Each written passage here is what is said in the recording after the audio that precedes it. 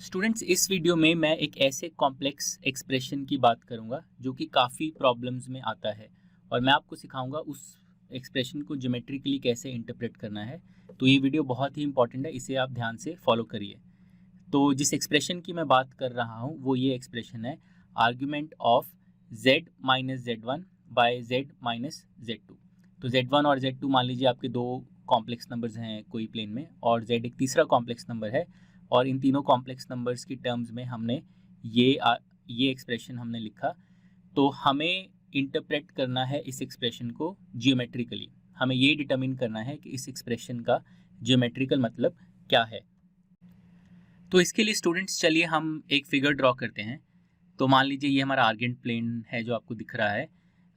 मान लीजिए z1 जो है वो ये पॉइंट है और z2 को हम ये वाला पॉइंट ले लेते हैं, और z एक तीसरा पॉइंट है जो मान लीजिए ये वाला पॉइंट है यहाँ पर। ठीक है, अब आप मुझे ये बताइए कि जो एक्सप्रेशन में न्यूमरेटर में जो चीज़ आ रही है z माइनस जेड वन, वो क्या है। तो z माइनस जेड वन होगी vector drawn from the point z1 to the point z। तो ये जो मैंने वेक्टर ड्रॉ किया ये है vector z minus z one. इसी तरह से z माइनस जेड टू क्या होगा, वो होगा vector drawn from z2 to the point z। तो ये जो वेक्टर है ये होगा vector z minus z two. तो अब आप मुझे बताइए, अब आपको क्या लगता है इस एक्सप्रेशन का क्या मतलब है। Argument of z minus z one by z minus z two का क्या मतलब है। क्या आप मुझे ये फिगर देख के बता सकते हैं कि इस एक्सप्रेशन का क्या मतलब होगा। तो यहाँ पे अब अगर आप चाहें तो आप पॉज कर सकते हैं और थोड़ा सोच के तभी आप आगे बढ़िए। तो चलिए मैं आपको बताता हूँ कैसे इंटरप्रेट करना है ज्योमेट्रिकली। तो हमने ये देखा कि जब हम दो कॉम्प्लेक्स नंबर्स को डिवाइड करते हैं तो उनकी आर्ग्यूमेंट्स सब्ट्रैक्ट हो जाती हैं।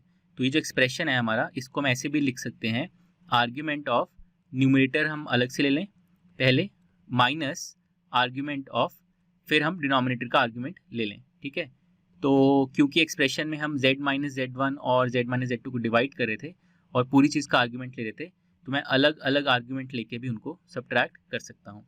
तो क्या अब आप मुझे बता सकते हैं कि इसका क्या मतलब है, argument of z minus z one minus argument of z minus z two. तो ये तो बहुत ही ईजी है। z माइनस जेड वन का आर्ग्यूमेंट मतलब वो हमें बता रहा है कि z minus z one vector का डायरेक्शन क्या है, जो कि ये वाला डायरेक्शन है। ठीक है, z minus z two argument के आर्ग्यूमेंट का मतलब है जो vector z minus z two का डायरेक्शन है वो क्या है, तो जो ये वाला डायरेक्शन है। अगर आपने इन दोनों आर्ग्यूमेंट्स को सब्ट्रैक्ट किया तो इसका मतलब है आप दोनों आर्ग्यूमेंट्स का डिफरेंस ले रहे हैं, जो कि बेसिकली ये वाला एंगल आपका आ जाएगा, या फिर आप उसको ये वाला एंगल भी देख सकते हैं। ठीक है, तो अगर ये एंगल थीटा है तो ये एंगल भी थीटा है। तो जो ये डिफरेंस है दोनों आर्ग्यूमेंट्स का, ये बेसिकली होगा थीटा। और क्योंकि z माइनस जेड वन आप देखिए वो इस डायरेक्शन में पॉइंट कर रहा है और z माइनस जेड टू जो है वो इस डायरेक्शन में पॉइंट कर रहा है, और क्योंकि z माइनस जेड टू वाली डायरेक्शन से आपको एंटी क्लॉकवाइज थीटा रोटेट करना पड़ेगा, तब आपको z माइनस जेड वन वाली डायरेक्शन मिलेगी।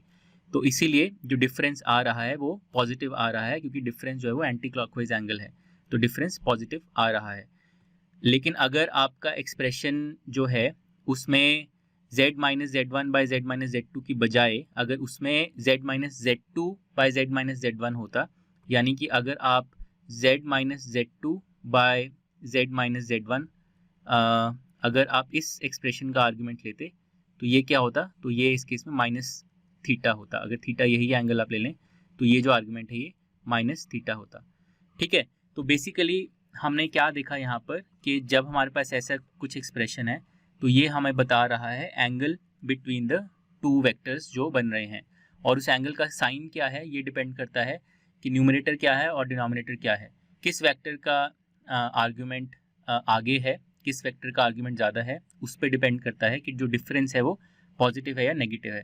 लेकिन जो डिफरेंस का मैग्नीट्यूड है वो एंगल है जो दोनों वेक्टर्स के बीच में बन रहा है। अब इसी चीज़ को मैं आपको रोटेशन के थ्रू भी दिखा देता हूँ। तो ये जो Z1 पॉइंट है ये मान इसको हम पॉइंट A बोल देते हैं, Z2 को हम पॉइंट B बोल देते हैं, और ये जो Z पॉइंट है इसको हम बोल देते हैं पॉइंट P। ठीक है, तो अब हम लिख सकते हैं Z माइनस जेड वन की डायरेक्शन में अगर हम यूनिट वेक्टर लिखें तो ये होगा Z minus z one by length of that vector, length of vector हो जाएगा AP, और फिर z माइनस z2 वाली डायरेक्शन में यूनिट वेक्टर होगा z minus z2 by bp, ठीक है। और मुझे इस वेक्टर को z माइनस z2 वाले यूनिट वेक्टर को मुझे एंटी क्लॉकवाइज थीटा से रोटेट करना पड़ेगा। इस तरह से थीटा से मैं एंटी क्लॉकवाइज रोटेट करूँगा तो मुझे z माइनस z1 वाला यूनिट वेक्टर मिलेगा। तो मैं रोटेशन रिलेशन ऐसे लिख सकता हूँ, this equal to this e to the power iota theta, ठीक है। तो ये हमारा रोटेशन रिलेशन आ गया।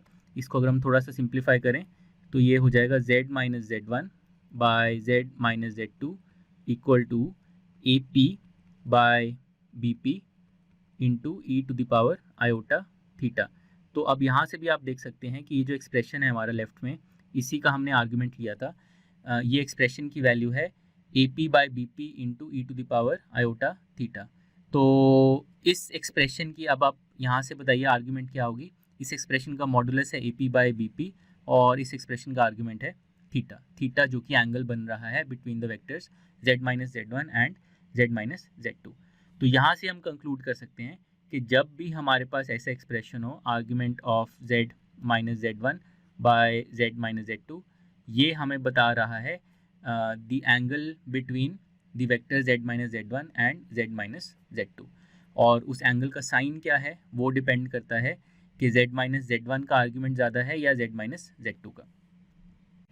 अब हम इस एक्सप्रेशन को यूज़ करके एक एग्जांपल करते हैं। वो एग्जांपल है ये इक्वेशन जो आपके सामने है, argument of z minus z1 by z minus z2 is equal two plus minus pi by 2। तो हमें इस इक्वेशन को ज्योमेट्रिकली इंटरप्रेट करना है। हमें ये बताना है कि अगर z1 और z2 दो फिक्स्ड पॉइंट्स हैं प्लेन में, तो z जो पॉइंट है वो किस तरह का पाथ ट्रेस आउट करेगा इन द प्लेन, उस z पॉइंट का लोकस क्या होगा।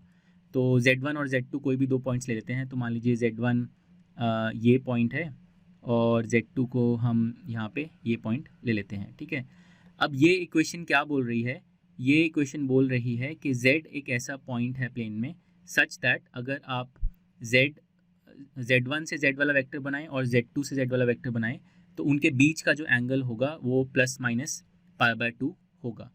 और यहाँ पे हम याद करते हैं कि प्योर ज्योमेट्री में एक रिजल्ट होता है, angle in a semi circle is a right angle. यानी कि इसका मतलब ये है कि क्योंकि z1 और z2 जो है वो z पॉइंट पे 90 डिग्रीज का एंगल सबटेंड कर रहे हैं, तो जो पॉइंट z है वो एक सर्कल ट्रेस आउट करेगा ऑन सर्कल। कैसे बनेगा वो, अगर हम z1 और z2 को ज्वाइन कर दें, तो चलिए हम z1 और z2 को ज्वाइन कर देते हैं और इस सेगमेंट का जो मिड पॉइंट है वो हम ले लेते हैं और इस मिड पॉइंट को एज सेंटर लेके और हम एक सर्कल ड्रॉ कर लेते हैं जो z1 और z2 से पास कर रहा है, ठीक है, इस तरह से। और अगर हम अब इस सर्कल पे कोई भी पॉइंट ले लें कहीं भी, तो मान लीजिए मैंने यहाँ पे पॉइंट ले लिया, ये मेरा पॉइंट z है और मैंने z1 से z वेक्टर ड्रॉ किया, तो z1 से z ये वेक्टर है, ठीक है। और मैंने z2 से z वेक्टर ड्रॉ किया, तो z2 से z जो वेक्टर है वो ये वाला वेक्टर है। तो इन दोनों वेक्टर्स के बीच का क्या एंगल होगा, ये एंगल कितना होगा, ये एंगल फॉर श्योर 90 डिग्रीज होगा, क्योंकि z is a point on the semi circle, ठीक है। और हमें ये पता है angle subtended in a semi circle is a right angle. तो आप z को इस पॉइंट पे कहीं भी ले लें, इस सर्कल पे कहीं भी ले लें, तो वो ये इक्वेशन जो है उसको सेटिस्फाई करेगा। लेकिन ये प्लस माइनस साइन का क्या सिग्निफिकेंस है यहाँ पे, तो प्लस माइनस साइन का बहुत ही सिंपल सिग्निफिकेंस है। जैसे अगर z जो है इस z1 और z2 वाला जो डायमीटर है इसके इस साइड लाई करेगा, ऊपर वाली साइड लाई करेगा, तो आप देखिए z माइनस z2 की आर्ग्यूमेंट जो है वो ज़्यादा है z माइनस z1 के आर्ग्यूमेंट से। कैसे, z माइनस z2 की डायरेक्शन है ये और z माइनस z1 की डायरेक्शन है ये, तो आपको z माइनस z1 वाली डायरेक्शन को 90 डिग्रीज अगर आप एंटी क्लॉकवाइज घुमाएंगे तो आपको z माइनस z2 की डायरेक्शन मिलेगी। तो इस पोजीशन ऑफ z के लिए जब z अपर सेमी सर्कल में है तो z माइनस z2 की डायरेक्शन जो है आर्ग्यूमेंट जो है वो ज़्यादा है, तो ये जो आर्ग्यूमेंट की वैल्यू है ये माइनस पाई बाई 2 आएगी। लेकिन अगर आप z को नीचे वाले सेमी सर्कल में ले लें, जैसे मान लीजिए मैंने z को यहाँ पर ले लिया, ये मैंने z ले लिया, ठीक है। अब अगर मैं z minus z1 vector draw करूँ जो ये वाला वेक्टर है, और फिर मैं z माइनस z2 वाला वेक्टर ड्रॉ करूँ जो कि ये वाला वेक्टर है, ठीक है। तो अब आप देखिए z माइनस z2 वाली जो डायरेक्शन है वो इस साइड है, z माइनस z1 वाली डायरेक्शन इस साइड है, और z माइनस Z2 डायरेक्शन को आप 90 डिग्रीज एंटी क्लॉकवाइज घुमाएंगे तो आपको z माइनस Z1 वाली डायरेक्शन मिलेगी। तो इस केस में z माइनस Z1 की डायरेक्शन ज़्यादा है, आर्ग्यूमेंट ज़्यादा है, तो ये जो आर्ग्यूमेंट का एक्सप्रेशन है इसकी वैल्यू π/2 आएगी। तो टू समराइज, अगर z इस वाले ऊपर वाले सेमी सर्कल पे लाई कर रहा है तो आर्ग्यूमेंट एक्सप्रेशन की वैल्यू माइनस π/2 होगी। अगर नीचे वाले सेमी सर्कल पे लाई कर रहा है तो आर्ग्यूमेंट की वैल्यू प्लस π/2 होगी। तो चलिए मैं आपको ये विजुलाइज करवाता हूँ थ्रू अ सिमुलेशन। तो ये सिमुलेशन देखिए स्टूडेंट्स, जिसमें पॉइंट ए है complex number Z1, point B है कॉम्प्लेक्स नंबर Z2, ये दोनों पॉइंट्स फिक्स्ड हैं और ए बी को एज डायमीटर लेके हमने एक सर्कल ड्रॉ कर दिया। तो इस सर्कल पे कोई भी पॉइंट ले लेंगे हम, तो उसको मैंने पॉइंट P बोल दिया, कॉम्प्लेक्स नंबर Z। और आप देख सकते हैं वेक्टर Z माइनस Z1 जो है AP वेक्टर और वेक्टर Z माइनस Z2 जो है BP वेक्टर, उनके बीच का एंगल जो है वो 90 डिग्रीज है।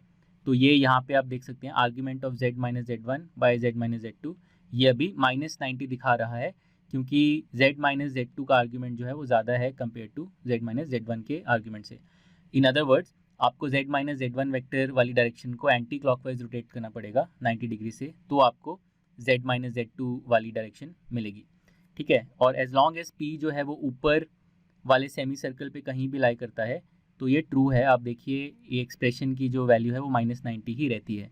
लेकिन अब अगर मैं पॉइंट P को नीचे वाले सेमी सर्कल पे ले आऊँ, अब यहाँ पे देखिए, ठीक है, तो एंगल की मैग्नीट्यूड अभी भी 90 है, दोनों के बीच में जो एंगल है, लेकिन इस केस में आर्ग्यूमेंट की जो एक्सप्रेशन की जो वैल्यू है वो +90 है, -90 नहीं है, वो +90 है। और ऐसा इसीलिए है क्योंकि Z माइनस Z1 का आप डायरेक्शन देखें और Z माइनस Z2 का अगर आप डायरेक्शन देखें तो Z माइनस Z1 का डायरेक्शन आगे है एंटी क्लॉकवाइज डायरेक्शन में। इन अदर वर्ड्स, आपको Z माइनस Z2 वाली डायरेक्शन को एंटी क्लॉकवाइज 90 से रोटेट करना पड़ेगा तो आपको Z माइनस Z1 की डायरेक्शन मिलेगी। इसीलिए डिफरेंस जो है आर्ग्यूमेंट की जो वैल्यू है, एक्सप्रेशन की वैल्यू, वो +90 आ रही है।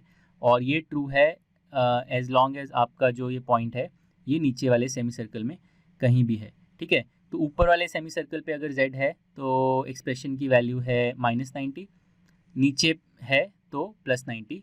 ठीक है, तो ये इस तरह से हम देख सकते हैं कि जो हमारा ओरिजिनल एक्सप्रेशन था, आर्ग्यूमेंट एक्सप्रेशन इक्वल टू +-π/2, वो बेसिकली रिप्रेजेंट कर रहा है ये पूरा सर्कल। तो ये चीज़ मैं एक बार फिर से रिपीट कर रहा हूँ, जब भी आपको एक ऐसा इक्वेशन दिखे, argument of Z minus Z1 by Z minus Z2 equal to +-π/2, तो ये इक्वेशन रिप्रेजेंट कर रही है एक सर्कल जिसको आप ड्रॉ कर सकते हैं यूजिंग Z1 एंड Z2 को जो सेगमेंट ज्वाइन करता है, using that segment as a diameter. अगर आप एक सर्कल ड्रॉ करें तो उस पर कोई भी पॉइंट Z जो है वो इस इक्वेशन को सेटिस्फाई करेगा। लेकिन इसमें बस एक छोटी सी चीज़ नोट करने वाली ये है कि ये जो पूरे सर्कल है, पूरा सर्कल पे कोई भी पॉइंट सेटिस्फाई करेगा इक्वेशन को एक्सेप्ट 2 पॉइंट्स। कौन से 2 पॉइंट्स? एक्सेप्ट Z1 पॉइंट को अगर आप छोड़ दें और Z2 पॉइंट को अगर आप छोड़ दें, क्योंकि Z1 को अगर आप एक्सप्रेशन में डालेंगे तो न्यूमरेटर आपका 0 हो जाएगा और आर्ग्यूमेंट ऑफ 0 डिफाइंड नहीं होता है। इसी तरह अगर आप Z2 को एक्सप्रेशन में डाल दें तो आपका जो डिनोमिनेटर है वो 0 हो जाएगा और ये अनडिफाइंड क्वांटिटी हो जाएगी। तो टू समराइज, ये जो इक्वेशन है ये सर्कल पे सारे पॉइंट्स रिप्रेजेंट कर रही है except for these 2 points Z1 and Z2। अब आपके लिए मैं एक एक्सरसाइज दे रहा हूँ, आप मुझे ये बताइए कि argument of Z minus 1 by Z plus 1 equal to +π/2 ये क्या रिप्रेजेंट करेगा। ध्यान दीजिए, मैंने यहाँ पे आपको सिर्फ प्लस साइन दिया है, प्लस माइनस साइन नहीं दिया है। तो ये एक सेमी सर्कल रिप्रेजेंट करेगा, आपको वो डिटरमिन करना है कि कौन सा सेमी सर्कल होगा ये। इसी तरह से आपके लिए एक और एक्सरसाइज है, argument of Z plus iota by Z minus iota, ये है +-π/2। तो ये जो इक्वेशन है ये कौन सा सर्कल रिप्रेजेंट करेगा। तो ये दोनों एक्सरसाइज आपको खुद से करनी है।